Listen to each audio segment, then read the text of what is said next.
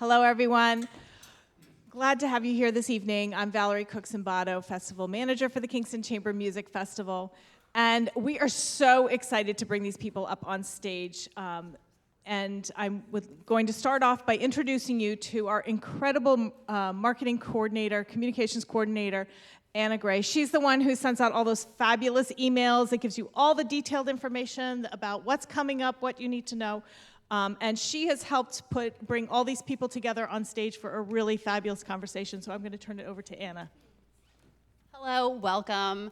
We are so excited to partner with the Tamaquag Museum for this event. This is our first time, hopefully not our last time. So to start us off, we have two very special guests, endawnis Spears and Cassius Spears Jr., who are going to do a land acknowledgement, welcome, and blessing for us.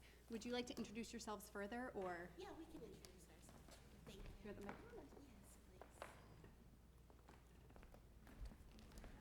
Askwikwasin Natasawis Cassius Spears Jr. I want to thank you for welcoming us to this opportunity to exchange and talk and share knowledge and to open this up in a good way. My name is Cassius Spears, and I'm a citizen of the Narragansett Indian tribe. I also sit as a representative for that tribe, as a leader on their tribal government as the first councilman. As well as that role, I'm also a father of four, who you might hear a couple of kids in the background. Those are mine. And I'm also a singer myself. So I spend a lot of my time with my children and sharing them those songs and trying to pass on some of those traditions on to the next generation. And with that, I want my partner here to introduce herself. Endawnis Spears and Hashkan Ojibwe people, Bashish Chin, Tatnasanin Dishiche, Do Choctaw and Chickasaw people, Dishinale. Hi everyone, I'm endawnis Spears. I'm Yucca Fruit strung out in a Lion clan from the Navajo Nation. I'm an enrolled citizen of the Navajo Nation. I'm born for the White Earth Ojibwe people in White Earth, Minnesota. My maternal grandfather is from the Tangled clan of the Navajo Nation, and my paternal grandfather is from the Choctaw and Chickasaw nations in Oklahoma. So thank you so much for having us here this evening. In addition to also co-creating the four individuals sitting in the back row, I also am the practitioner in residence for tribal engagement at Brown University.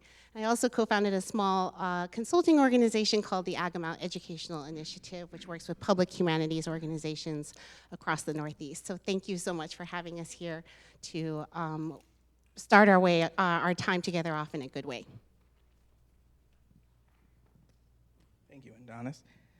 So at first I wanted to acknowledge this space and acknowledge this place. You know, I want to officially welcome you, Wanigan, which is a meaning a beautiful, and it's how we say good. I want to do it in a good way. And to do that, we first have to acknowledge the Narragansett people as being the original inhabitants of this place, and maintaining those long-lasting relationships with this place as home lands and home waters, as the place that we drive our creation, you know, who we are and what we are derived from, and that our creation tells us that we migrated and came to this place when we came to this world as Narragansett people. The word Narragansett itself means people of the small point, which is the points, the bays and estuaries where we found ourselves finding nourishment as a people. But not only the bays and estuaries, the waterways that grow across this so-called state of Rhode Island, the waterways that grow across this land is our places that connect us with our brothers and sister tribes from this region, as well as the forests and the landscapes that grow across this land. Those are the places that shelter us and have given us home, made us have that home, have that place where we tie to this day. So with that said, I welcome you. I welcome you all as guests, and we welcome you to this place. And I want to have my partner here, my wife, share some of those understandings of place and being a guest. Thank you, Cassius. So now, thank you for giving us an insight into this landscape as a Narragansett person and from the perspective of Narragansett people. But now I want to speak to those of us who are not Narragansett, who are here in the auditorium, and consider our work and what it means to be a guest in someone else's home, which I am, and which those of us who are not Narragansett here are also guests. We are in someone's home. And so when we think about how does one behave as a guest, what is a good guest? Well, if you are going to stay with a friend in their home, then you want to defer to the hosts. You want to defer to the people who have lived there for a very long time. You want to respect the norms and the values of said people. And so there are many ways for those of us who are living here in Rhode Island, what we now call Rhode Island, as guests, to do so. This includes making sure that we understand the importance of ecological and environmental justice, to make sure that we take care of this place in a way and in a manner that defers to the people who've lived here for over 11,000 years. Part of that work of being a good guest in someone else's home is also supporting organizations and institutions that uphold tribal sovereignty. So these are the tasks and what it means for those of us who are not Narragansett, who live in this home, in this lodge, who learn here, who have lives here, to also behave in such a manner, because this is not my homelands. This is not a place where my ancestors have been buried for 11,000 years. And so these are the things that I would impress upon you to consider here tonight and as you move out of this space.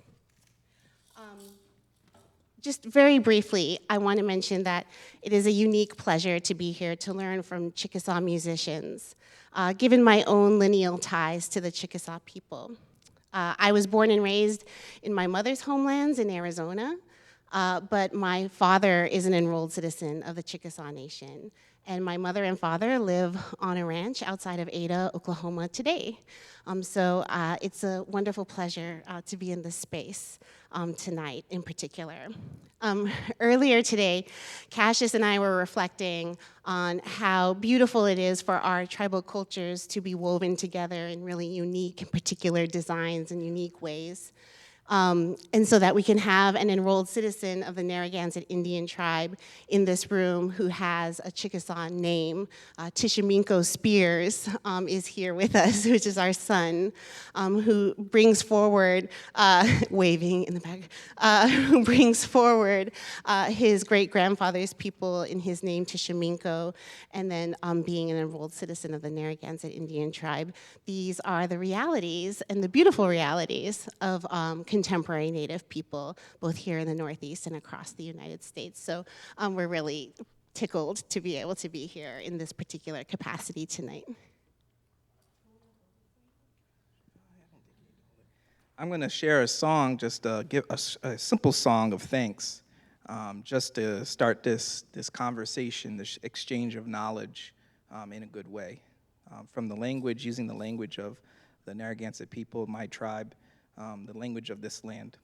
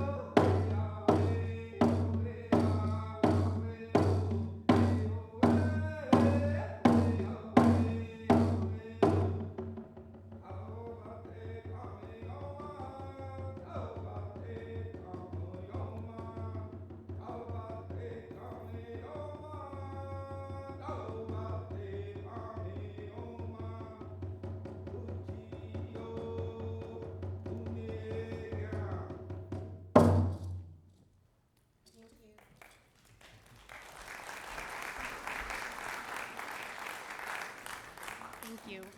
Before we begin, I just want to say a big thank you to our artistic director, Natalie Zhu. Natalie, are you here? Is she here in this room? I'm not sure. I just wanted to say, she's back there? She's in the back. If we could just give Natalie a quick warm welcome as well. So Natalie originally programmed this piece, Woodland Songs, which was commissioned. It was written by Jerod Tate, commissioned by the Dover Quartet that you're going to hear all about tonight. But her artistic programming of this piece, I think, speaks volumes of her artistic vision and what we're trying to do. I started working for the festival about 1.5 years ago, and Natalie has always told me that for her, chamber music is all about relationships. And what a beautiful testament this is tonight to bolstering our relationship with URI and establishing a relationship with the Tamaqua Museum. So thank you, Natalie. We are going to have each participant introduce themselves, and then I'm going to give you a little behind-the-scenes peek at why all of these 4 people are here tonight. So Camden, if you want to start us off. Hi everyone, I'm Camden Shaw. I'm the cellist of the Dover Quartet. We'll be premiering Jerod's incredible piece tomorrow, and I'm really looking forward to sharing it with you. And I have a very special connection to the person next to me, which I can't believe we're on stage together. Maybe I'll let you go. I'm his auntie. I feel terribly outclassed here. I'm a trained linguist, actually, I am a musician, but a non-professional musician. And I'm the curator of language and cultural vitality at the Smithsonian Center for Folklife and Cultural Heritage. And I work with communities, especially in Oklahoma, and quite a bit of background with the Chickasaw Nation on helping with language revitalization. So, pass it on. And my name is Adam Hanna. I'm a citizen of the Chickasaw Nation. And I'm actually teaching as a professor here at URI. So I'm pretty local. And yeah, I can't wait to get into the story about how we met and how we know each other. I think you'll find it really fascinating. But I'm a classical trombone artist, former principal trombone in BBC National Orchestra of Wales and Oklahoma City Philharmonic. And I'll pass it off to my friend Jerod.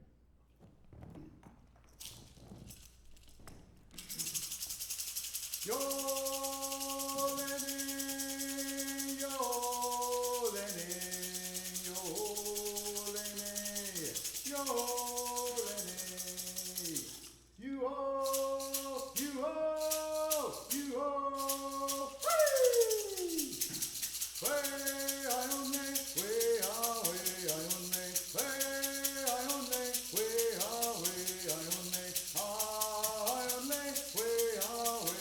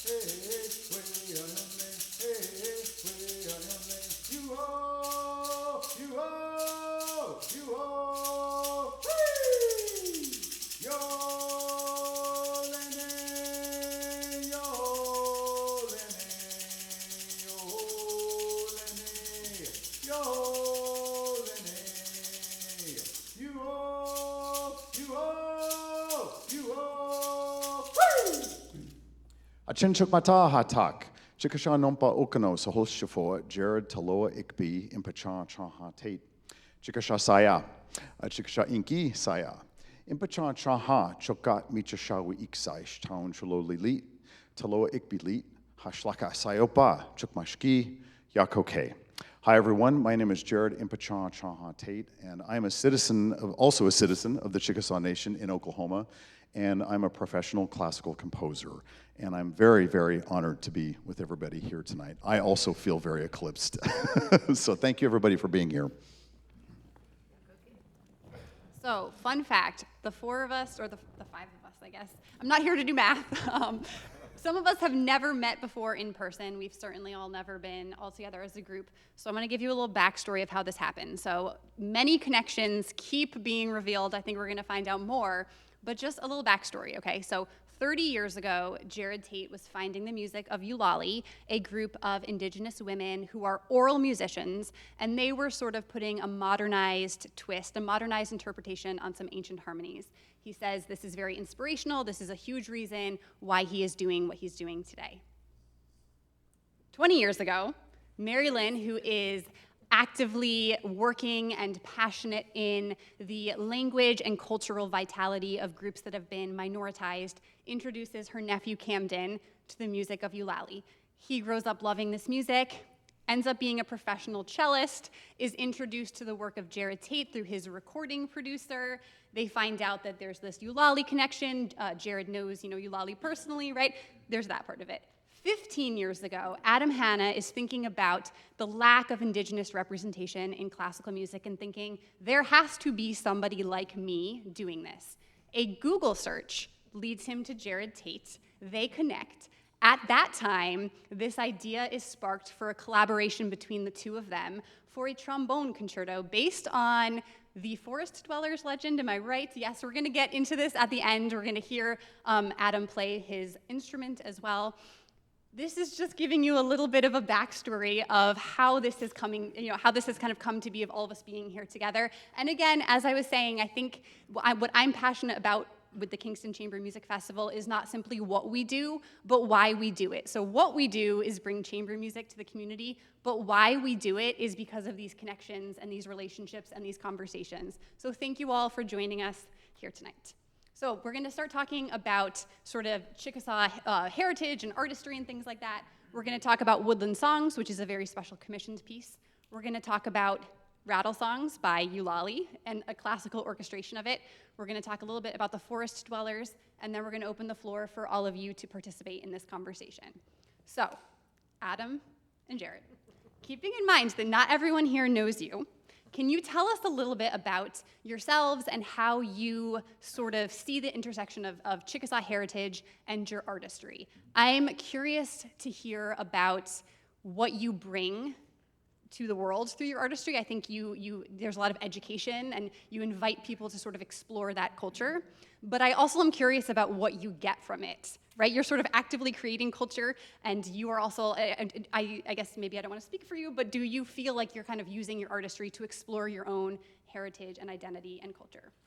So we're just going to start off, easy question. He's got the trombone.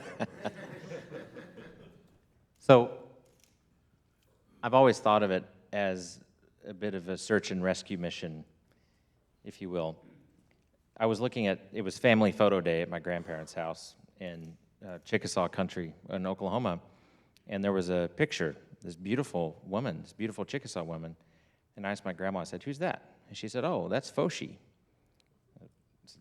Excuse me? Foshi. I never heard that name before. And apparently, Foshi means bird in Chickasaw, and apparently she had a very beautiful voice, but nobody had any idea what she sang or what she sounded like, and that kind of bugged me.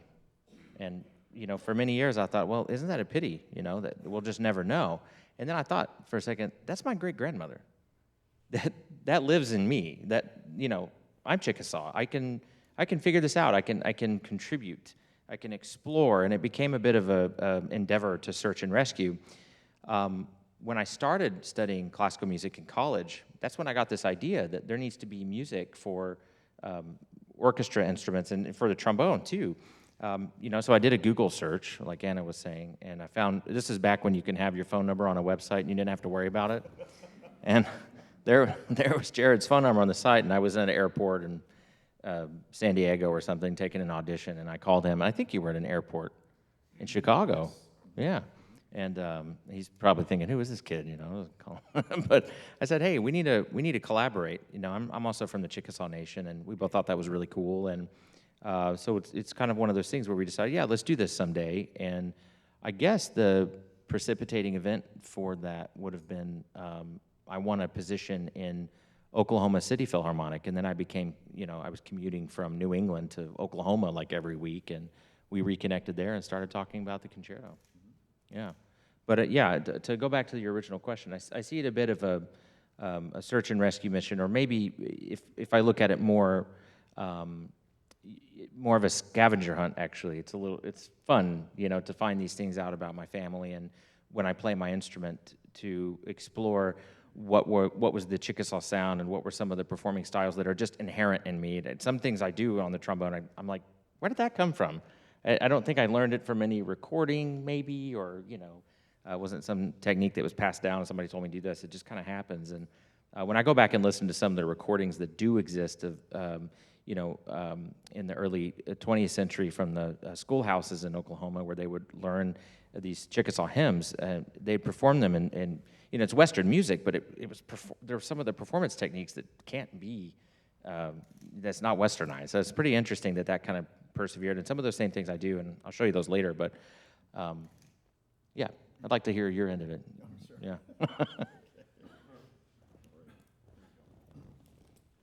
Well, I'm an extremely fortunate and very, very blessed man. And I come from a background that I think is really cool. My father, Charles, is Chickasaw from Ardmore, Oklahoma. And Dad graduated OU Law with his Juris Doctor degree, and my father is also a classical pianist and baritone, and so I started piano with my Chickasaw father. And my mother, Patricia, was Manx. So I am Manx and Chickasaw, and for those of you who don't know, Manx people are from the Isle of Man, which is just right off the east coast of Ireland. And so I come from two very, very different types of indigenous cultures. One is Chickasaw and very brown, and one is Irish and very, very pasty white. But actually what's really cool, I have lots of pride in both sides because they are both very much in the middle of cultural revival and reclamation in many, many ways. And so with our Chickasaw Nation, we have a beautiful language revival program that local Josh Hinson heads up. And so I am fortunately an adult learner of my language. My son speaks Chickasaw and speaks more than I did when I was a kid. And so I'm very grateful for those opportunities. But the Manx people have the same thing. They have language revival going on at the same time. They are also learning their hymns and their dances, and there's a Manx music festival that goes on every spring that I plan on taking Hiloha to. One of these springs that we can get out and do that. But so I have a lot of pride in both cultures, and I just think it's really cool that I'm Manx and Chickasaw. It's a really neat mix. And so, but in my travels around the world, I've found just so many similar circumstances. When I went to New Zealand and met with, I did a radio show with Maori composers, and found a very similar circumstance in which culture was in serious revival with lots of beautiful energy. Many males who were also adult learners of the language, they're now all tatted up. And when they were in school as kids, they didn't speak the language at all, didn't know much about their own culture, and that's transformed. Adults are doing this. It's not just kids. It's like a really, really beautiful thing all across the board. So I get really excited about people in the world and people connecting with who they are. And so, Adam's story about his grandmother, Foshi, is really, really beautiful because we all have that story. We've all got pictures of our ancestors. And I'm very humanist about this. I believe that all of us in this room are the dreams of our ancestors. And the fact that we're here in the room today talking to each other with love in our hearts, with great passion and everything like that, we are their success. This is a success. It's really, really cool. And so all these stories of like how we interweave and stumble across each other in life, all the serendipity is so fascinating and so beautiful. And again, all of it testimony to the success of our parents and our ancestors. So I'm really, really proud of you all. I'm proud to be in this room with these people and to do cool stuff. It's really, really neat. So anyway, so thank you for having us and for being here. Yep. Yeah, I think what's so beautiful about hearing you talk is the way that you can use music as an invitation for people who are not Chickasaw to learn about Chickasaw, and then also it's a vehicle for you to be exploring your own identity and ancestry. So connecting this to just classical music, bigger picture classical music, something I feel very passionately about is helping people who maybe don't think that they love classical music realize they actually do love classical music because it's still very relevant. And this is something I want to talk to, I mean, anyone can answer this question really, but thinking about classical music as a living art form. So Camden, you have said things to me like, this is not an art form oriented to the past, right? This is not a nostalgic art form. This is about communication. This is about empathizing with humanity. Jerod, you've said, time isn't even a thing in art, right? So I'm just curious to get some of your reflections, and if you could elaborate a little bit on how you see classical music as a living art form. Yeah, absolutely. Well, part of it is we're all struggling, and I think we'll figure out one day better terminology to describe what we do, but I think of it oftentimes as storytelling music or primary attention music. Like there's music where you have to devote your whole prefrontal cortex to listening to that music, and whatever that is, that's what we do. Anything else is like so malleable and so flexible, but I think one of the benefits we get too as performers and interpreters is we get to choose our favorite things to play, no matter what century, what composer, what person they're from. And so we have this amazing pantheon of existing works from which to draw, but at the same time get to choose living people to work with and tap into their inspiration and mind. And it is so alive and so perennial with that in mind. And I love feeling the connections, that's already come up a lot today, but the connections between all of us, and how also all around the planet now, I love searching like pop music that's popular in one place that I know nothing about, and hearing just how much in common with that we already have. Or like I heard a recording once, this is not in the pop music realm, but of a Tibetan monk who apparently they didn't think that he'd ever heard a recording of a classical opera singer, for instance. And he sang with the most incredible, beautiful, natural vibrato one could ever hear. And this spontaneous, in a way, upwelling of music and all of us that can happen, that has consistencies and yet, of course, remains individual to the people and the cultures from which it come. It's really amazing, and it's pure magic, honestly. So that sort of rambled into new realms, and who knows what, but yeah. Oh, sure. Oh, I have so much to say about that. It's like, okay, so this is a really, really fun topic. So classical music, all right, does anybody go to movies? Okay, so I see lots of movies. Well, everybody that goes to movies is actually an expert in orchestral music because you're listening to it. I can guarantee you that most people can tell, like if I ask them, what do you think a trumpet sounds like? They probably know. And a lot of it has to do with movies. And so movies are like a really good representation of like how close we all are to classical music as it is. All of those, I mean, now there's staffs of composers that create the music because there's so much to do. And movies barely have a second that goes by without a symphonic tone to it. And so, but symphonic music is just like, it's a part of our normal daily life. It's almost like saying, well, who here uses electricity? Well, we all listen to classical music as much as we use electricity, seriously, because we go to movies. And movies are such an integral part of our lives. So that's my big soapbox, is that kind of thing, because it actually shows you that you're actually closer to it than we realize. And so you can actually relate to each other very, very easily. It's not a foreign relation. So, but classical music, when we talk about that, I like to talk about fine art in general, because fine art is something that's also very present in all of our lives, especially when it comes to film. Film is a form of fine art that's actually really quite brand new in human history and is actually not aboriginal to any culture whatsoever around the planet. Why are so many people just completely saturating the film industry and like desperately looking for a way to express themselves? Because something about film is awesome. What is it? Who knows? But is film awesome? Yes. It's just awesome. We got a camera back there. I've got this guy right next to me. We got a camera right there. There's one right here. Film is like amazing. It's like such an integral part of our lives, and it's a brand new form of art. Well, fine art in general is like that. And, for some reason, fine art as we know it, came from a certain part of the world, and a lot of times we try to relegate it to calling it Western music or whatever, like as if it came from one time zone of like London or Paris, but it didn't. It's like its roots are actually very rooted in Northern Africa and the Middle East and Eastern Europe. before it got to Western Europe. And so classical music and fine art in general has roots that go way, way, way back in their origins. And there's just, so it just coalesced in a certain way and in certain parts of Europe that just happened to be. But the thing is that fine art is like this sentient being that literally floats around the planet. And it asks everybody, it begs people, bring your identity to this process. It wants new, fresh ideas from humans. And it's like one of the most incredible and most inclusive things that human beings have ever created. So it's why people from all kinds of different cultures naturally gravitate and participate.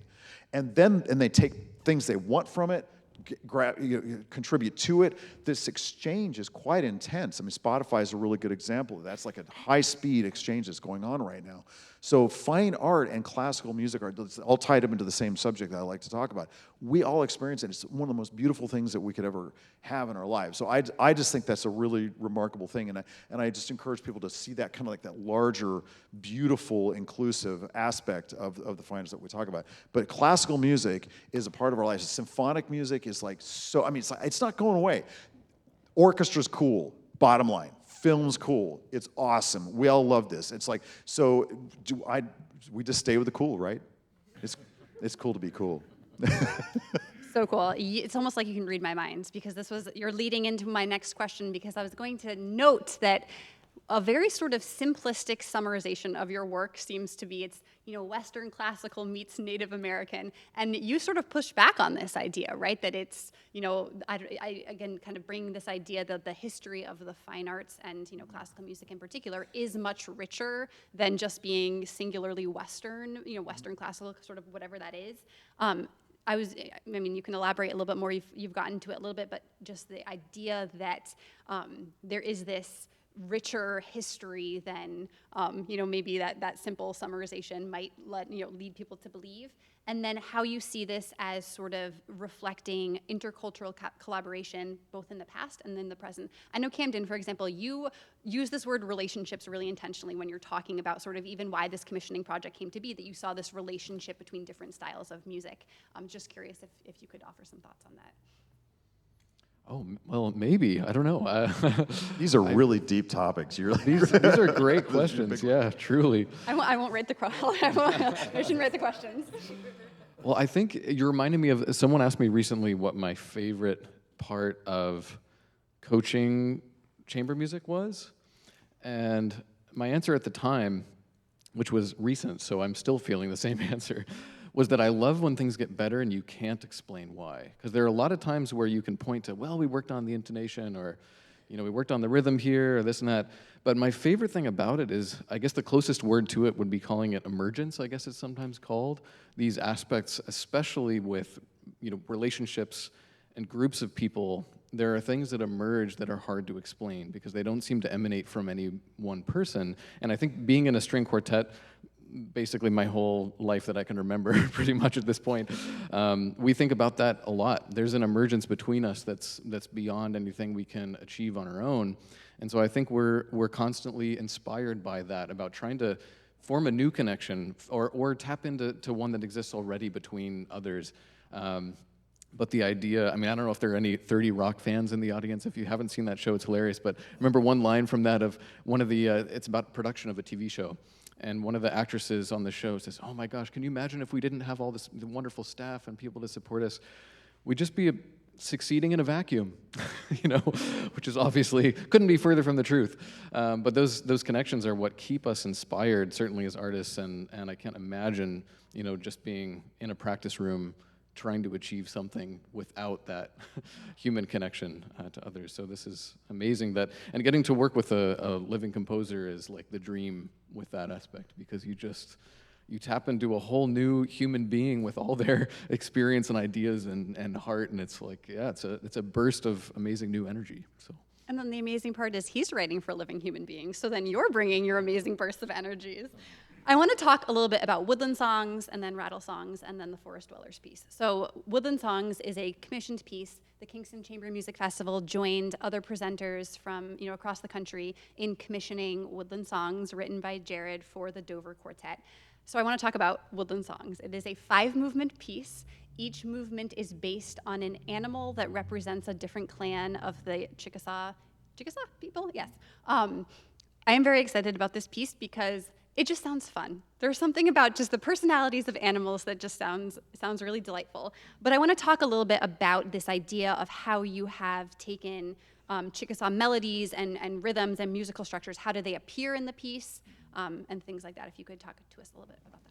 Sure, absolutely. Okay, I'm starting to feel a little self-conscious. I'm talking a whole bunch, so I do want to spread the love around. Okay, okay. The next time it's going to be Adam. Okay, that's fine. Okay. Okay, so well, let's see here. So all of my works, since I began composing, I made a very specific decision to focus on North American Indian ethos and legend and culture.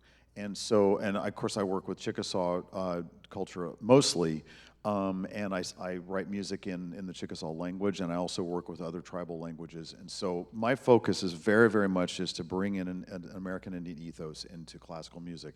And it's very much like the Russian composers did. It's like we have great Russian composers like Prokofiev and Shostakovich and Rachmaninoff and Tchaikovsky. These are names a lot of people still do know. And each one of them brought very specifically their Russian identity in, but very, very differently because they're all very different artists. So that's just a really good example of what happens. And so like when you listen to Tchaikovsky, you do hear folk music from Russia and his immediate region. So like when you have the national dances in the second act of Nutcracker, there's different melodies borrowed from different, he's paying homage to his cultural cousins from his region as well. So this has been going on for quite some time. And so, but if you go more contemporary, like Toru Takemitsu is a Japanese symphonic composer, you couldn't be more Japanese in orchestral music. It's amazing, absolutely. Chinri Ung is a Cambodian composer, and he literally makes chamber music sound like traditional Cambodian music. It's unbelievable what he does. And so, anyway, so I'm very inspired by the likes of these people, but also I'm very inspired by American Indian artists in general. This is something I think is really important. So like, for instance, let's talk about Santa Fe Indian Market. Happens every single year. There's people that fly around from all over the world and absolutely stand in line, like they camp out so they can buy up the most immediate current American Indian art. That's amazing. This art is full of identity. I mean, it's got all the iconography, imagery, all colors, everything fully abstracted by modern American Indian artists, completely modernizing their culture, just like artists have been doing forever. It's really, really cool. Great example. Joy Harjo is our third-time poet laureate for the United States of America, right? She is Muskogee from Oklahoma, and she is doing three things. She's writing poetry, in books in the English language. None of those are Aboriginal to her culture as a Muskogee person, and yet she's successfully, beautifully expressing herself as a Muskogee person. Sterling Harjo, the filmmaker who did Reservation Dogs, perfect example. I would talk about film. It's like, you know, it's not indigenous to anywhere in the world. That's a brand new thing. What's that? I said also Muskogee. There's something about the southeastern tribe. Yeah, there's Muskogees. I'm in competition with them. It's like there's too many of them doing this. Like, it's just like too many Navajos also doing all this art. Just gotta give it a hard time. So, but actually there are lots of young Diné Navajo classical musicians that I'm getting to know, which is really, it's like an explosion. It's really kind of interesting. So anyway, so I want to kind of focus back, okay, so the rattle, so I say all this because when I write music, I'm focused on my culture, and so I am doing like what Prokofiev did with Peter and the Wolf. You hear the melodies, and then you hear them develop theatrically, they abstract some, and so this work is full of times in which you're clearly hearing a folk melody that's going on. And then other times it's woven into the abstractness of the composition. So it goes in and out, just like you would find a piece of art where you could see imagery, but then you can see how they mess with it and abstract it, or it comes back, or sometimes it's more buried and sometimes not. Art is a really good example of how to visually compare that. So that's what my music is like. If I describe it in words, you have to hear it, but I go for a certain ethos. There is definitely a Jerod part of it. I have a certain kind of color or a vibe. I have a certain ethos to what I'm doing, and I grew up in theater, and I love feeling dramatic about my subject material. I feel very passionate about it. I feel very romantic about our cultural legends. And so when I was writing for these animals, I was going for like really kind of epitomes, like little epic, representations of these animals. And our animals are really special to us because they're the names of our clans are named after our woodland animals. So my family is Shawiiksa, which is raccoon clan, and so I've got a raccoon movement in there. And actually, the raccoon is actually there's a war dance in there just because I felt like doing it. And at the very end of it, it's actually the raccoon song they're playing at the very end of that movement. So there's all kinds of different melodies throughout the piece. But this work we start with squirrel, and then we have bird, and then deer, and then raccoon and fish. Are you doing fish or raccoon last? Do you know? This is very new. Keep in mind, world premiere tomorrow. I'm sorry, so I don't even know. If Camden seems like I'm he doesn't still know what he's deciding talking which one about. should end it. I think I've got fish is the ender. Fish is in your currently the score. last one in the set. It will be like. Do you think that works, or do you think you should end I with think it? well, it's funny you would ask that because we have not talked about this yet, actually. I mean, yeah, but I also think that raccoon could be a really strong I don't ending, know. too. It's like, what do you think the audience would like better at the end, the raccoon or the fish? I don't know. It's. I mean, you could feel it's doing poetically. Raccoon is like really like driven and and then fish is like this, like kind of aquatic, oceanic ending that I wanted, and I just thought I'd go with that for the ender. Instead of just like the typical fast, like, barnstormer. But I defer to the quartet. Maybe I made a bad decision by putting fish last. Maybe raccoon should go last. This is so exciting. Come to the concert tomorrow and find out. What do we conclude with raccoon Maybe or we'll have a fish? vote from the audience. I personally will be on the edge of my seat. I don't know. It says, but this is really cool. Because I get to have this kind of conversation with musicians, and also, I mean, I'm not always entirely positive about what the best decision is, and sometimes this kind of input is really, really important. But anyway, it's all these animals. I just really get excited about expressing animal characters. I just love it. It's really, really fun. So that just happens to be something that culturally I feel really connected with when I'm writing. I love writing about our animals. So that was a whole bunch. So, and you can tell me tomorrow you can tell me in rehearsal if fish goes. I love this brainstorming here, which leads me to my next question, which was going to be, what is unique about this piece from your perspective? So keeping in mind, this is a brand new piece. I know you have not had that much time with it, but I'm curious about just sort of what have been your initial reactions of the piece, as the cellist, but then also as a whole.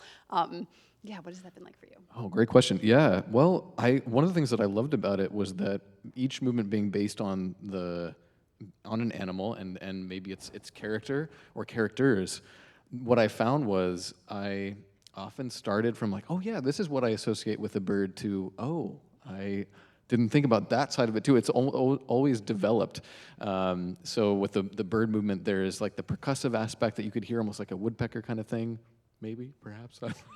And then, but also the richness of flight and this kind of exhilaration feeling and everything in between, and the deer movement, it starts in a very, very pensive, calm place and is kind of more what I would think of a deer, and then you're reminded later on that there's this immense strength and wisdom and like power of the deer too, which is very cool. So I loved in each movement feeling like I was being reminded of the complexity and richness of those characters, that it wasn't just one color.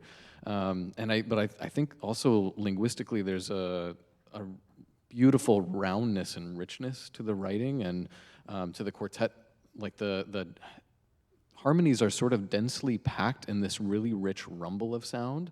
And then if you have a percussive element, it's often really, really clear, like at the top or the bottom of the ensemble, that really highlights and supports that. So it's kind of like if you were writing for instruments that were more different than a string quartet, because we're all quite similar, and you might have like truly a percussive element like a rattle in the rattle songs. It's going to be really cool. You can hear those elements being really tactfully and intentionally laid out so that the music is very clear. And but it's been a joy already to work on, and I can't wait for tomorrow to work on it with you more. I love the peek into the sort of behind the scenes process here. I have one more question about woodland songs before we get into rattle songs. And my question for you, Jerod, is how do you prepare classical musicians who might be unfamiliar with some of the sort of Chickasaw melodies and techniques that you were talking about to be able to play the sound and you want them to play? So you have said to me, this is not about quote unquote playing Indian, right? You're not asking classical musicians to play Indian, but in woodland songs and certainly in rattle songs, which we're going to get into, you are there's an integrity that you want to respect and maintain, played in classical orchestration. So I love this sort of banter between the two of you. It feels like we do sort of get to see this behind the scenes speak. But is there something that you sort of do with musicians so that they can play the piece the way that you want them to be played? Yes. Okay, so right. Okay, so one thing I think is really, really important to say is that no, I'm not trying to get everybody to play Indian, because that's just not where I'm trying to go. It's no different than, Prokofiev not having you try to play Russian, It's not like that. What I do, I'm a classical pianist, and so I know what it's like to learn the Prokofiev wartime sonatas or Beethoven, Opus 111, and so so I know what that's like to be diving into a composer and looking for my own expression. So saying all that, I need them to first and foremost be their best classically trained selves. It's up to me as a composer to make sure, it's my responsibility to make sure that what's on the page is clear enough that, so if I'm dead, they have to play it like I'm dead, really. Because they've got to go, well, he's not here, what do we do? Okay, well, I think, and then so they get into their normal thing, because that's what they're doing anyway with Debussy. So, or Ravel, whatever, I don't know, Debussy does have a quartet, right? Okay, the Ravel maybe. But my point is that I need them to do that, to be them, exactly who they are at their best selves. Then, since I'm alive and I get to have input, I can tell them, I really love straight tone. That's really abundantly clear. I love suspenseful sounds out of this. To me, the strings have a really beautiful vocal quality that is also very folk-like. And yes, that is very Chickasaw. You heard me sing. That now you've heard it, finally. And so now he's probably going to now go, I kind of see what he's writing now in this. Yeah, see, it's there. So unfortunately, though, I say unfortunately because I wish it's something that I didn't have to be alive to say, but I'm here so I can say it. So I do look for, there is a strength in that straight tone that I really, really like. Also exists in Irish music. That's the other side of me. It's that I'm very influenced by. But I guess so what I'm saying is I like to be able to tell them, play me a modern Renaissance tone. That's what I want. Renaissance music was very modern and very progressive. If you look at Gesualdo or what is just all that was it was incredible. Or Dowland even. It's like, oh my gosh, that stuff was very, very modern music. So I want them to be ancient and modern at the same time, if that makes any sense. But it doesn't have to be Chickasaw ancient. I just want them to feel human ancient, if that makes. I'm not really sure how to describe that. So I like to be able to talk about that. But then also, I grew up in the theater, so I like it when my music is sectionalized. You can tell there's like gestures and moments, like as if you're telling a story in a sequence of some kind, and it's how I talk.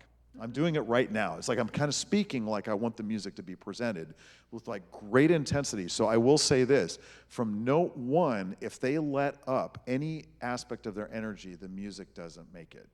I demand that they are totally intense all the way through. So at Deer, when Deer starts with just a suspended sound, it's got to be the most intense and focused suspended sound ever, because I want it to be theatric and dramatic and to feel very, very, very important. And as a pianist, that's how I approach the music, the repertoire that I'm playing. I feel like none of us are ever going to look at these animals the same way again, in a great way. So thinking about this, you mentioned this ancient and modern at the same time. So perfect segue into talking about rattle songs. So I mentioned Eulalie earlier. They are a group of indigenous women. It's a trio. They are oral musicians. They sing. They rattle turtle shells. They stomp. A big part of the sort of connection here, so Jerod wrote woodland songs. He is also transcribing a piece by Eulalie called Rattle Songs, putting it in classical orchestration for the first time. We are actually going to hear a clip of it in a minute, because if you want to break your brain, listen to it and think about how it's going to be in classical orchestration. It's wild. But Mary, I'm actually interested if you could tell us a little bit about sort of the original Rattle Songs. What was unique about what Eulalie was doing with their music? Yeah, thank you. Oh, okay. I don't know about original rattle songs, but, well, I was in grad school, and I think it was on NPR, probably in November, because that's when they play, Native music. And I was working I was working with language teachers in Oklahoma, and Chickasaw and Choctaw, Muskogee Creek, and Yuchi were the main groups that I was working with, and they're all stomp dance people, or were at one time. And this music came on the radio that was stomp dance. I mean, I heard the rattle and women singing a cappella and singing what was definitely stomp dance music, which are only sung by men traditionally. And I was just blown away. And the rattle, I mean, there are rattle songs where the men use a rattle, but the song that they were singing then was the rattles are turtles that are on the women's legs during stomp dance. So the men sing and call in response, and the women provide the percussion with the turtle rattles on their legs. And it was so innovative. I mean, it was old, it was ancient, but it was so innovative too, and sung by women. I was just, I was gobsmacked. And I had heard, I mean, I was into Jim Pepper, you know. He was a trombonist and jazz musician that took native like water songs and also stomp dance and different genres, and made them modern as well. But this was just, I just loved it. And so I just started listening to more and more. And there's other groups of Mohawk, especially up in the Six Nations, that are really amazing women groups today. And they do very similar type of thing. They may stay a little bit more traditionally to music. But I've just loved that, and finding those little gems of who's out there doing this. And I will take the opportunity to relate this to language, because this is something that's in what you're originally asking about with classical music, that people often say, well, why do you want to learn or they used to at least, why do you want to learn your native language? Because you can't speak to anyone. Or what can you talk about? It's just like, well, you can talk about anything that you can talk about in English or French, and they do, people are, and younger people are talking to each other, and adult second language learners are talking to each other, and there's not that, and they're innovative as they're going on. We're talking about going to the airport and being late on the highway, talking about everything everybody talks about, but they had to create new words for a lot of these things, right? So the languages are ancient, but they're modern as well. And younger people are really going with it and really driving and making the languages their own. And I see this as just completely parallel with music. I was going to ask you about that, so you can you can ruminate on that for it, because I do want to come back to it after we listen and think about that sort of connection. But I believe the word was gobsmacked. Prepare to be gobsmacked. Jacob Wolf, if you could press play on Rattle Songs. We're going to listen to the original Rattle Songs by Eulalie. Changer, changer, changer, changer, changer, changer à nos jours. Changer, changer, changer à nos jours. Changer, chazaka ana, changer, chazaka ana. Tetu paringena chunicha, nage paringena jaina jaina. Changer, changer, changer à nos jours. Changer, changer, changer à nos jours. Changer, chazaka ana, changer, chazaka ana. Tetu paringena chunicha. Nage paringena jaina jaina. Changer, changer, changer à nos jours. Changer, changer, changer à nos jours. Changer, chazaka ana, changer, chazaka ana. Tetu paringena chunicha. Nage paringena jaina jaina. Aye aye aye aye. Aye, aye, aye, om. Aye, aye, aye, aye. Aye, aye, aye, om, om. Apertua yutua marine amo amo temo. Etemari o caribe shibilo etua. Aputua yutua madine amo amo temo. Ete Mario Karim Shibilo etua. Aye, aye, aye, aye, aye, aye, aye, oh. Aye, aye, aye, aye, aye, aye, aye, oh. Aputua yutua marine amo amo temo. Ete Mario Caribe Shibilo etua. Aputua yutua marine amo amo temo. Ete Mario Caribe Shibilo. Ete Mario Caribe Shibilo etua. Aye, aye, aye, aye, aye, aye, aye, oh. Aye, aye, aye, aye, aye, aye, aye, oh, oh.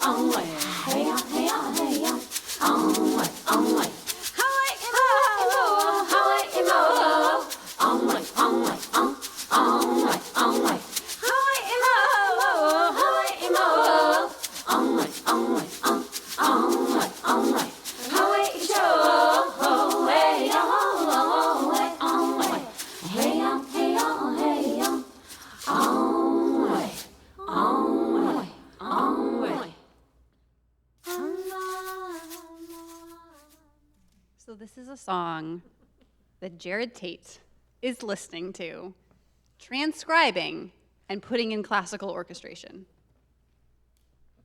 What? Can you talk to us a little bit about that process? What? Yes, what? Sure.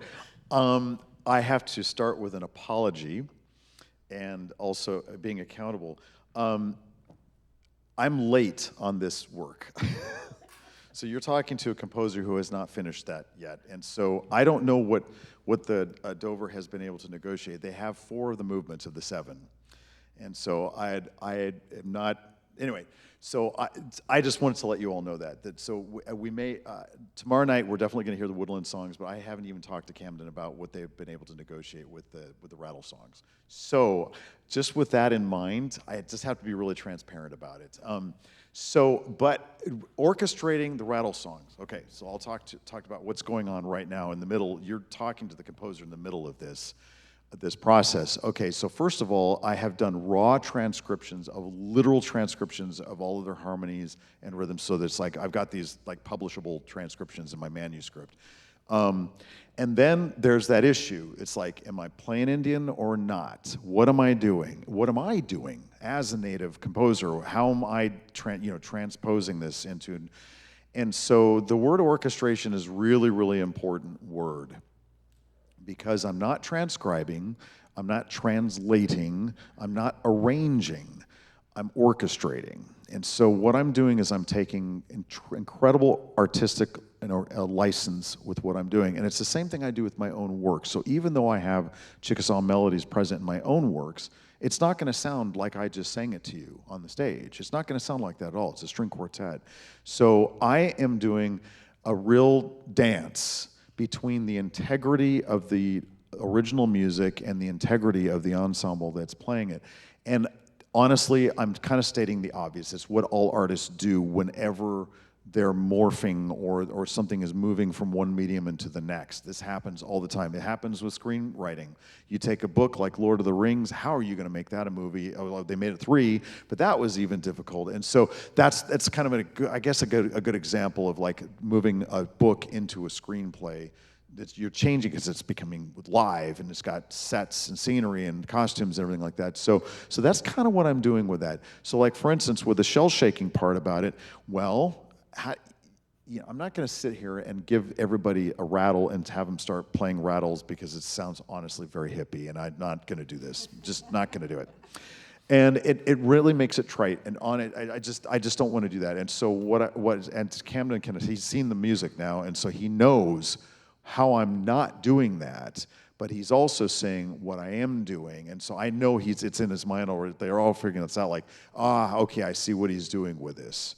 So they're capturing an enormous amount of spirit. Well, I mean, Eulalie still has yet to hear this. And so when Jennifer and Pudafe and Sunny hear it, I'm like, going, I hope they like it, But they also know my work. They are also very familiar with this type of process. So I feel like I feel supported by them. And so, I know they're not going to be surprised by anything that I'm doing with that. So you're going to hear a real transformation, a real orchestration of what's going on. But at the same time, I also really like that because I can bring out new things. So like, for instance, oh my gosh, we didn't get into Grandma's lullaby just now, did we? Okay, so I went ahead and took some artistic liberties to extend the beginning and the ending of the Grandma Easter's lullaby. That's the one you didn't quite hear just then. And so because I was feeling it, I just wanted to add a little bit more to it. But anyway, so there's just certain things but I will say that there's one piece that I do have Camden incorporating what's called a chop. That's actually folk Irish and bluegrass, and so I'm going to be talking to him and working out exactly how we're going to manage that. But he's got it notated. He knows what I'm talking about. But the chop is a technique that's really evolved and has become much more robust and, oh my gosh, just very, very relevant. And it's really getting close to classical writing, like really, really serious. So I'm taking this lead and grabbing it and putting it into this work because it just needed it. But that, to me, done right, I'd say done right, I think it's going to work. I'm taking a risk with that, so I'm taking some compositional risk. So you're talking to a composer who's in the middle of doing all this, but I love it. It's just so much fun to do, especially I know the singers, and so I feel love. I just feel so much love in doing this, and I know that it's just a really neat feeling to write for people that I know. So I'm just praying that this homage to Eulalie as a group really, really works, and someday when they finally hear it, I hope that they're proud. Camden, do you want to comment from the cellist perspective on any of this?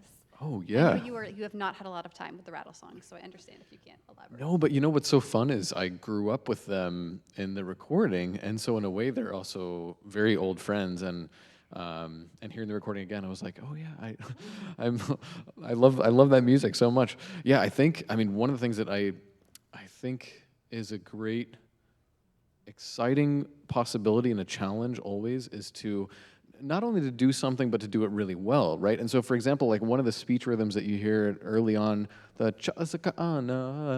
thing, right? If you were just to notate the rhythm, it's just triplets, right? But if you were to just play da da da da da da da da da, it sounds absolutely nothing like the music, right? So there are all these little aspects of, I mean, if you get really nerdy with it from a string player's perspective, like sound density issues. So in the voice, this pulsating thing relates to our bows and how deeply you go in the string, and it's partly volume, but also ideally you can do it more like a DNA strand where you might perceive that there's more volume at one point, but it's really just that the information is being presented wider.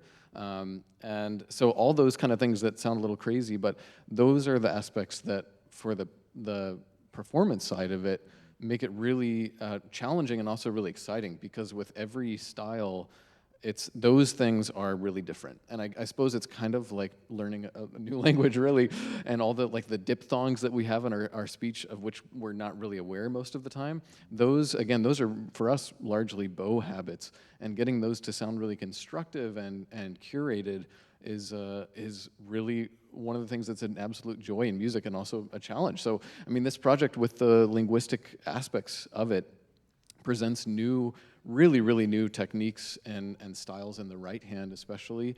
Again, even if the rhythms and harmonies seem somewhat familiar, and but there are those magical elements that are like that's the fun stuff. That's the meat in terms of how to make it work, and the arrangements seem like you've also thought a lot about those things. So again, I actually feel much more comforted now seeing the music. Like, okay, I feel that side of the interpreter, the familiar interpreter kicking in, where I'm like, okay, it's someone has put a lot of thought into translating those things on the page, and it feels much less scary than when I was just listening to the recording and thinking, how am I going to do that on the cello? And I don't know. So yeah. This is the first time he and I have ever talked about this. So this is, yeah, you're getting a like real in the time. moment. This is, so I'm listening like with like serious bated breath. It's like I'm like listening to every word he's saying, and I'm thinking about, did I notate that right? Oh gosh, did I do? Okay, I'm like completely like critically evaluating what I did based on what he's saying right now. And so I've got on my iPad here right backstage. I can start taking notes, pull up my Fourscore and go like, oh gosh, maybe it's, no, but yeah. So we're going to have a lot of discussion, and actually throughout the year, through their touring, it's probably going to evolve. It's going to evolve a lot because they're going to be listening to the recording, and sometimes they're going to pull something out and go, right, and I did not notate it like that. I'm sorry, I missed that. And sometimes they're going to do something, I'll be like, please don't. I want you to actually not do that that you hear in the recording. There's going to be this, we're going to have these negotiations going on, but more often than not, they're going to bring something, I'm going to go, wow, that was really cool. But isn't that neat? I get to do that, like in real time? That's neat. Sorry, I totally nerded out on you just now. It's fascinating to feel a part of the creative process by just being able to listen to the meeting of your minds about it. It's great. I want to be conscious of time, so we have time for a Q&A and also a reception. Everyone can come introduce themselves. So I want to move on to talking about the forest dwellers. Although first, Mary, I did want to give you one more chance if you wanted to say anything. I think the way that your work is, you are so focused on the sort of cultural vitality, and so much of that is connected to language, and it's just sort of like the revitalization of languages that have been endangered. Music is such a big part of that. Just curious if you wanted to add anything else. In language revitalization circles, or LR circles, as we like to call it, we call music the gateway drug to language, because it's often the motivator for young people and adults to want to learn more about their language at first, and then learn their languages. So, people singing Creek hymns and really wanting to really be able to understand what they're singing, and Choctaw and Chickasaw hymns, or the Irish language Renaissance was really predicated on the music Renaissance in the late 60s. I know Sorbian, this is a Slavic language spoken in Germany, that the main reason that younger people are really speaking the language is that they have a really vibrant, hard rock Sorbian scene. Who would have thought? So it is a motivator, and it gets people interested in their language and culture, or ceremonial music as well, and wanting to understand more. When you're teaching languages, it's a good motivator. There's lots of reasons why language and music are good companions for actually learning a language, for learning different kind of stress patterns in languages, taking down kind of inhibitions. It seems like almost everybody has music in their culture, and that people can sing new sounds coming out of language sounds easier than if they're saying it. They don't feel as bad about making mistakes. So there's a lot of compatibility there, but I think it's really you can't separate the two of them at all, and I wouldn't ever want to try. Yeah, thank you for putting this in sort of that bigger picture, though, because I think that's very meaningful.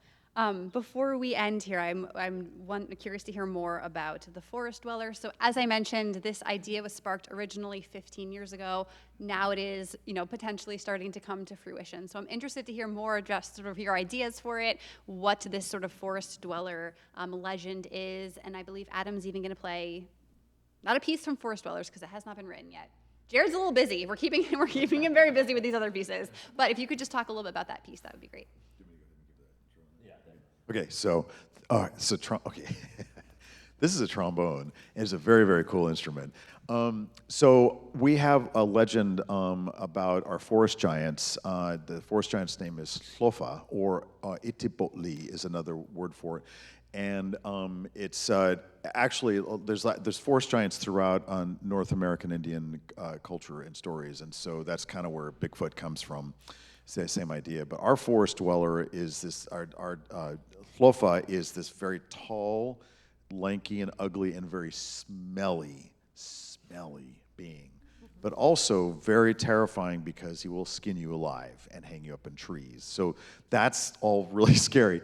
But oh my gosh, is that just awesome storytelling for a symphonic work, and especially a trombone. I mean, tell me the trombone does not match with this whole idea of this like really elemental and strong and terrifying and just omnipotent being, just like in the forest, in the deep forests of the southeastern United States. It's like, I just think it's so cool. And so I cannot wait, not only to write for the trombone, but for his support from the brass section and the orchestra is going to be really, really fun. So I'm like a kid in a candy shop. I'm like, I cannot wait to just absolutely dive into the drama of this work and really give Adam a piece that's just a blast. I really want him to feel good about it, and I want the audience just to come out going, this. So anyway, so I will come up with some kind of basically like basically everything I write is like ballet. My mother was a ballet dancer, and so I grew up in ballet music, and so that's just everything I write is very much like that. So maybe it'll end up being a ballet and choreographed at some point. But that's our vibe going into this, and so I'm very, very excited about that. So when Adam was talking about a trombone concerto, that was the first thing that came to mind was our forest giant stories. So yeah, and I'll have to add that 2 summers ago, I was playing in the Boston Symphony at Tanglewood, and I met John Williams, and it happened to be his 90th birthday, and I had the idea to give him a gift for his birthday. And my wife said, "No, don't do that. No, you're going to embarrass yourself. That's a bad idea. He's a busy man. You don't want to do that." And I thought, I'm going to do it anyways, right?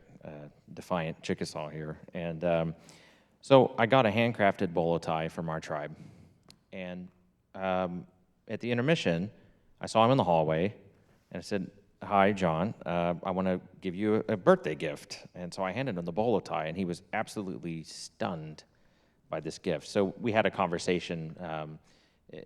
He wasn't conducting the second half of the concert, and I wasn't playing the second half of the concert. So we sat backstage at Tanglewood, just talking to each other for about an hour about Chickasaw culture. And he knew exactly. He said, "So are you from Ada, Oklahoma, or from Sulphur, Oklahoma?" I mean, he knew exactly where our tribe is based. I was super impressed with this. So he said that his wife is a major supporter of indigenous artists, and this is really funny. He said, "I'm embarrassed to ask this, but do you mind if we take a picture together?" And I thought it was the funniest thing. Everybody's asking for a picture with John Williams, and here he is asking for a picture with me. And who am I, right? So anyways, he invited me to go to Los Angeles the next summer to meet him at the Hollywood Bowl, and to continue the conversation, and to give him, I gave him a copy of the picture that we took together, which he said he was going to put up on his wall, which I thought was kind of interesting, someday that's going to be there. Anyway, so I told him, actually, I don't know if you know this, I told him about our concerto. I told him that Jerod is writing this amazing trombone concerto, and he almost interrupted me. He said, "Oh, I'm writing one too," almost like he was jealous, So I think maybe it's a bit of a race now. Who's going to finish first? And we had this wild idea that maybe both concerti can be performed in the same concert. John Williams and Jerod Tate to be really, really great. But yeah, a showdown. Yeah, bro down. Competition. Yeah, but a lot of really exciting things happening with it, and we have one of the most famous trombone soloists of all time named Christian Lindberg. Christian and I became friends and recorded a CD together last summer, And he's very well connected in the Swedish government, and he wants to bring the piece to orchestras in Sweden as well, to the Gothenburg Symphony and Royal Stockholm Philharmonic. And so there's a lot of big opportunity here, and I'm really, really excited to see. I get so excited when you talk about the story of this concerto. It sounds so scary. Like, I'm just so excited. Yeah, but that's the gist. I see you have your trombone with you. Yeah, Would you like to play something for us? Absolutely. I brought this, and I'm going to play something. I've been sitting here for an hour, but it's fine. I'm going to play something from the Chickasaw or Choctaw hymnal, and this is Choctaw hymn number 112. And I thought this would be perfect for our conversation. And I didn't plan this; it just worked out that way. I had no idea that we were going to get to this theme of old versus new, kind of colliding, but.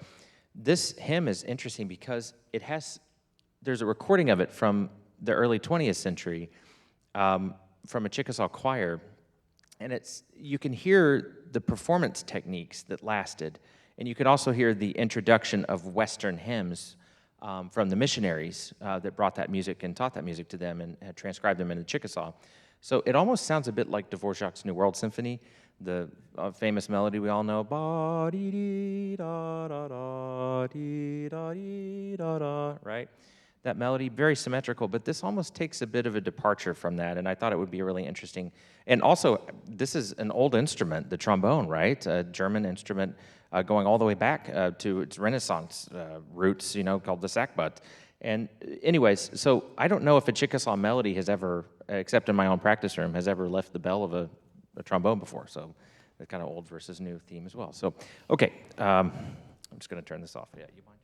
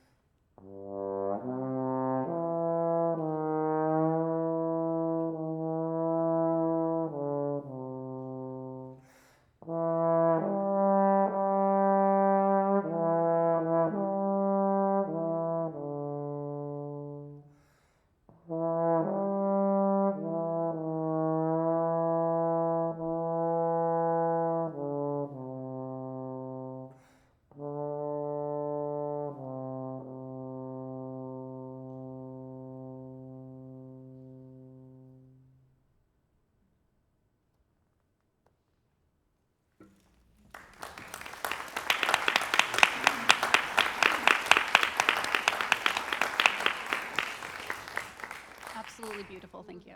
Thanks. Yeah, we spend a lot of time in the practice room. Something you were saying earlier, Camden, about, we practice our technique, we practice our scales, we practice our articulation. The cello and trombone have a lot of common, too. It's a very vocal instrument. But something that I'm finding myself practicing more and more these days are the ineffable, how can you teach these performance techniques? Looking forward to future generations and musicians and artists, how do you teach these things? You have to demonstrate them, you have to show them, you have to write for them. They have to be there, they have to be present so that they can be heard, so they can be imitated and enjoyed as well. So thank you for allowing me to perform that. That meant a lot to me. Thank you. That was really beautiful. Thank you for sharing that with us. Thank you. I think we're going to open the floor to a few questions from all of you. We would love to have you participate in the conversation. But before we do that, I just want to remind you that the concert, the Dover Quartet, will be performing woodland songs for the very first time, the world premiere tomorrow. You may or may not get to hear a little bit of rattle songs as well. That's maybe a little TBD, but will they end with a raccoon or will they end with fish? Come tomorrow to find out. There are still tickets available. You can get them on our website or at the door. When we conclude with our question and answers, we have some lemonade and cookies. We hope you stick around. I know these folks would love to talk to you all more and have some conversation more one-on-one. So should we just open the floor, or Valerie, do you want to? I think Valerie will walk around with. I'll come bring the mic around in case anybody has a question. Any questions this evening? I know we've covered so much. It's hard to even come up with a question after all that. It was so... Yes, here we go. This is pure curiosity, but the forest giants we're talking about, are they somehow linked to Bigfoot and all the legends about Bigfoot? Do they what? Are they linked? Yeah, I had said that. That's actually where the origin of the idea of Bigfoot comes from. Turn the lights on. Yeah. Sorry, I was just having the lights turned on. It's kind of like lacrosse. Lacrosse actually came from our native stickball. So that's that's like an example of something that had a kind of an evolution in that. But yes. Any other questions?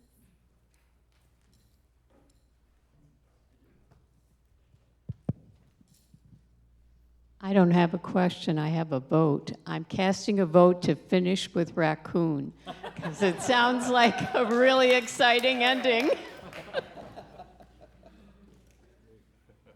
Something about that ecstatic warrior dance sounds quite the... But to have like kind of like that epilogue feeling of, I don't know. The suspense is just... Whichever one we don't end with, we'll do it as an encore.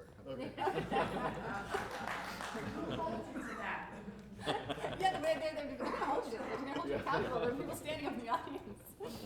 Hi, Jerod. I'm curious about what your first compositions were like. Were you always drawing from indigenous backgrounds, or were you more influenced by things that you learned in your education, or how did that come about? When I was 8 years old, I had started piano lessons with my father, and then I asked for piano lessons, and so within 3 months, I had announced to my family that I was to be a concert pianist. So I was in. That was it.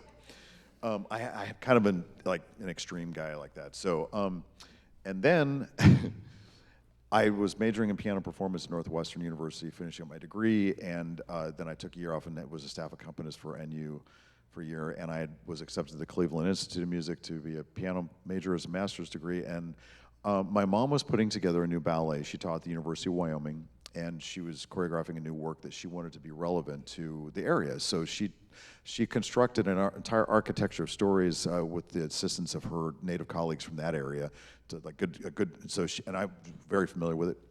And so she, because she told me what stories she was going to be using and what order. We talking about the order all the time, about the scenes. And so so then when she got all together, she's like, "Hey, Jerod, I'd really like you to do the score." And I just about passed out. And I was like, "What? Are you joking?" And she's like, "Well, you're my Chickasaw pianist kid who knows everything I do." She's like, "It just makes sense." And I was absolutely blown away. I declined because I was just very, very overwhelmed by it. But then I couldn't get rid. It just absolutely resonated. So I secretly composed for a while, and I brought music to Mom. I said, "Let's do this." So my first commission was a ballet called Winter Moons for my mother. Really interesting how my Manx mother provided the first opportunity, and in all innocence and beauty, she was asking me to be all of who I am at the exact same time. I had never thought that there would be an association between me being a classical musician and a Chickasaw man. And then Mom was like, "Here you go." And so that's how, so the reason I say all that is because then what happened is that we got off the tour. I have had tremendous support from both the native and classical communities since, when that happened, lots of people had said, "You really need to consider this." So I really thought it through, and I was thinking about the Russian composers and Bartok and all that stuff, and I just thought, I know what I'm doing. And so I went and added the composition to my degree at the Cleveland Institute, and then I announced to my family that I was to be a Chickasaw classical composer.